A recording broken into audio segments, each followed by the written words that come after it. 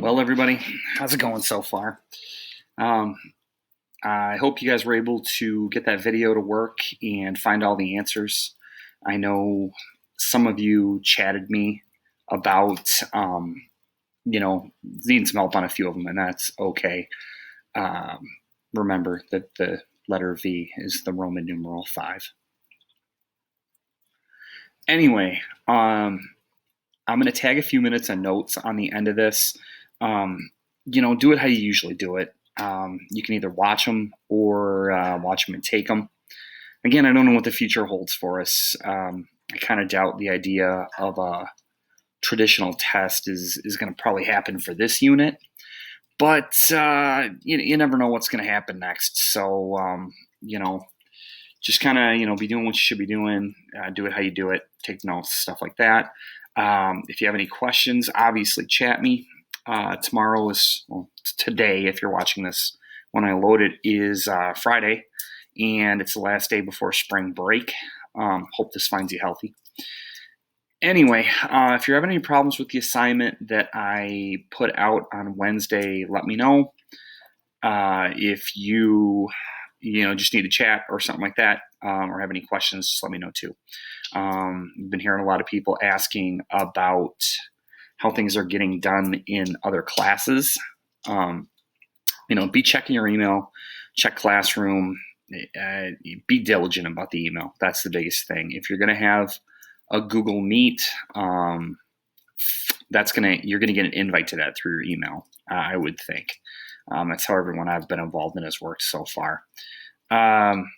If you want, comment below about how sweet I look in my hat. I don't know if you can hear the raindrops out behind me or not, but I'm sitting in my back garage door, kind of changing the scenery. So here's the notes.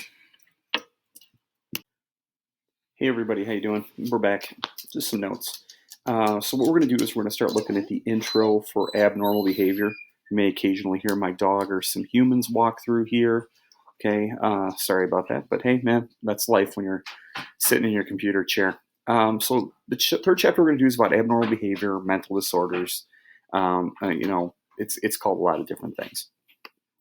Now, quick warning before you get going on the unit, but I always give this, and I'll explain why in a second, because it drives me nuts. When I was in college, I took an abnormal psych class, one semester, 3 credits. One of my favorite classes I ever took in college. But when I took it, I was in there with a woman who literally had everything we talked about.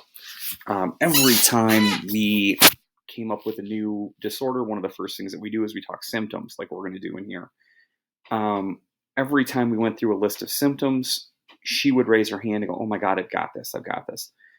I assure you, at times, there might be some of these that there's my dog, that you may have. You might have depression. You might have a little obsessive compulsive disorder. You might be bipolar. Odds are, though, you are not a paranoid schizophrenic. You definitely don't have dissociative identity disorder, and that you probably don't have a conversion disorder. So kind of really think about these before you start self-diagnosing. That's not why we're doing this unit. So don't think for a second that you have every one of the things that we're about to talk about. Now, the nature of mental disorders, some statistics. First of all, this is a really tough number. It's roughly about 1.8 million people in the United States are hospitalized every year for a mental disturbance. Now, I need you to take a second and think about this. Why would you be hospitalized?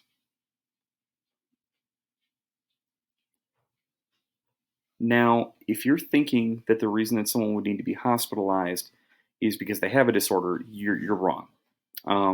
In this case, we are talking about someone who is a threat to either themselves or the others around them, and they've been deemed that way by the police, possibly.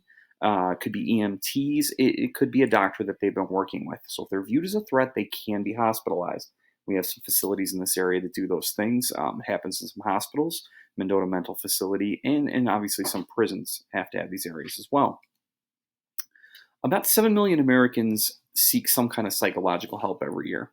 Now, this again runs a pretty big gambit. This does not include people that are going for like marriage counseling or just, can be just regular counseling. This is looking at people that are seeking help for some sort of psychological disorder. Now, again, this number is a little weird because if you've ever been diagnosed with ADHD or you know, been evaluated for ADHD, you're in the statistic that happened within the last year. So there's a wide reason why Americans could seek help. But before I move on to this next number, the thing I do want to point out is that roughs out to roughly 9 million Americans. Do you think that's everybody does that account for everybody in the United States that has a mental disorder? Probably not. The reason for that is not everybody who needs help gets help. Not everybody who needs help realizes that they need help. And in the American medical system, sometimes it takes people a while to get in to see a medical professional, and psychological help is just the same way. Now, in the United States alone, in the last 15 years, there's been a 65% increase in the number of prescriptions given out for mood enhancing drugs, things that fight depression, they fight bipolar, they can fight against mania. I don't know if you know what that is, we'll talk about it later in the unit. But these people this shows a huge uptick in the amount of things that are getting prescribed out there for people. And again, this doesn't truly probably represent all the people that need some kind of mood enhancer, and it doesn't cover everyone who's taking medication for a mental disorder. The problem is, though, it's really hard to define the term mental disorder. We're going to go into some reasons why in the next couple of slides. I promise I won't keep you too much longer.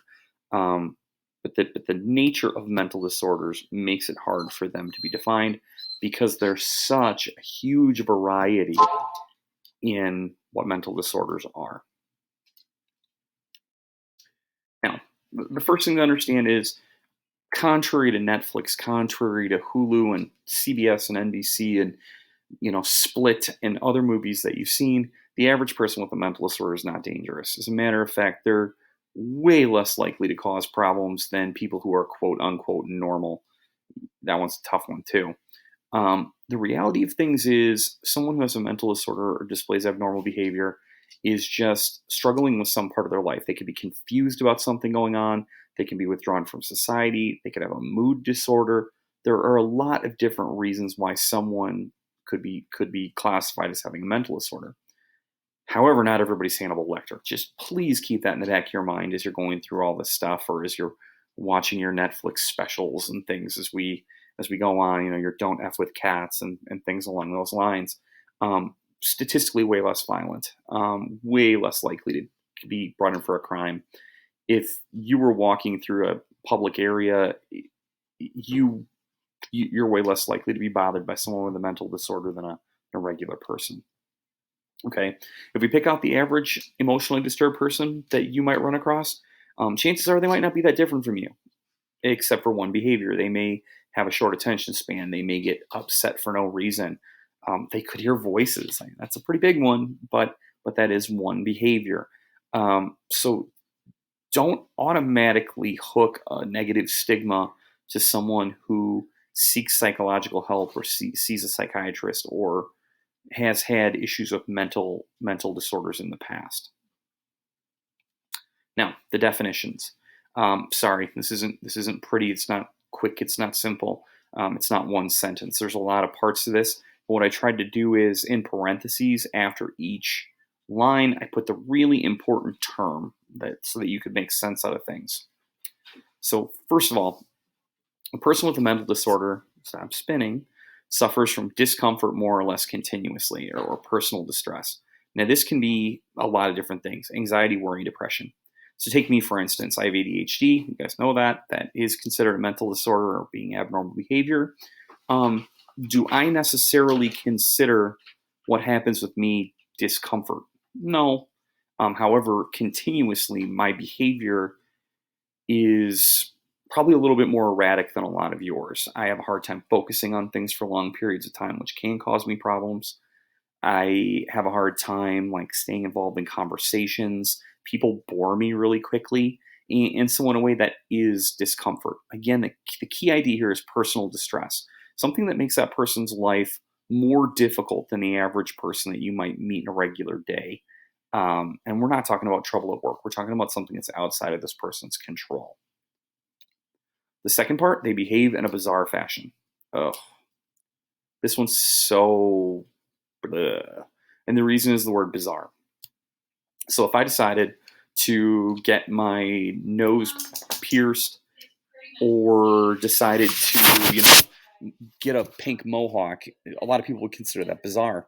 However, obviously society defines what's normal and what's bizarre, and this behavior is considered deviant. Now, again, you hear my wife cackling in the background. I would consider my attention span to be bizarre, but apparently moving rooms. I'm literally walking with you guys as we talk. I don't necessarily consider my lack of attention to be bizarre. However, a lot of people do find it kind of odd that I clinically have the attention span of approximately a kindergartner or a pre-K kid. Again, does that make me deviant? Am I going to go out and pull a joker on society? No, but if we're looking for easy ways to package all of us, we do need to have some clarification. The third piece here is where I am really on board. Very inefficient. I can't do everyday things properly. I'm maladaptive, being the key term. So what this means is I can't do some of the things obviously on the day to day that regular people can do because of this. People that suffer from major depression may find it difficult to even get out of bed to go to work. People with obsessive compulsive disorder, a lot of them have calming behaviors like counting. When someone's constantly counting everything around them, they are not going to be able to do school. When someone is constantly a hypochondriac, worries about their health, in a situation like this COVID-19, they're absolutely not going anywhere. They don't want to touch anything because they have this fear that everything and everyone is infected. And so the big takeaway here is the words personal distress, deviant, and maladaptive. But we're not done yet. Now, any of these symptoms alone or a combination can mean trouble. And by trouble, I mean a diagnosis. I don't mean, again, anything bad. But some things that we tend to see are a lot of people who have mental disorders are inflexible and have social problems. Now, I underline the word inflexible for a reason. I'm not talking about they can't do yoga. I'm talking about they don't like change. Real honest, real upfront, this change of being at home instead of at school and interfacing with you guys online is driving me crazy. I'm so bored. I am so bored. I can't even tell you. Um, I'm still eating lunch every day at 11:03. Still shutting down every day at 3:45. I feel like I have to be on until 3:45. Now, social problems. Again, if you use my ADHD as an example, I don't do well in social situations where there are a lot of people because it's very hard for me to split my attention. And also, my inflexibility in social problems will mean that if I think there are plans for a situation, like let's say we were going to go bowling, and instead my friends show up and they say they want to go to a movie, I can't go to the movie. I had my mind set on going bowling, and it's very hard for me to change gears. If I go to a restaurant and I order, I don't know, chicky nugs, I hate chicky nugs, but let's just go with chicky nugs, and they come back in a few minutes and tell me that they're out, I don't want to eat because I have a really hard time, processing change or processing that things aren't the way that I want them to be. Last but not least, they constantly see the environment as threatening. Now, again, these don't all have to fit with everybody. I'm not worried that you're going to find out that I have the attention span of a Lego. It's okay. I've told you guys this all up front, and I think it actually makes me a little bit better at what I do when you're live in front of me. But some people do view the environment as threatening. For instance, agoraphobia, fear of unfamiliar places or open spaces. People with agoraphobia don't want to leave their safe areas. People with schizophrenia can view paranoid schizophrenia can view everything in their environment as a threat. Um, I do think that's where we're going to wrap things up today. I know I kind of went quickly, so the rule on this is they say to spar, stop, pause, and rewind if needed. And if there's anything on here you'd like some clarification on, or just more detail, please feel free to chat me or FaceTime me. I'm available. Trust me, I'm not doing anything. I left the house in 3 days. Uh, Hope you're well. Good luck and have a good spring break. Click.